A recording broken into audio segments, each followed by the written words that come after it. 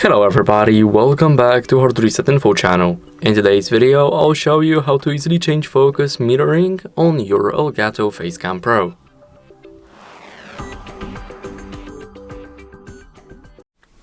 So first, what you guys need to do is open up the Camera Hub, which is the app especially designed for ELGATO cameras.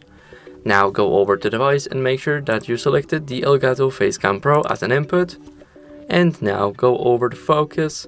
Here we have metering, and here we can change it to, let's say, spot. As you guys can see, it won't make much difference, but it still does work. So that would be it. Thank you guys for watching. Make sure to leave a like, subscribe, and see you in the next videos. Bye.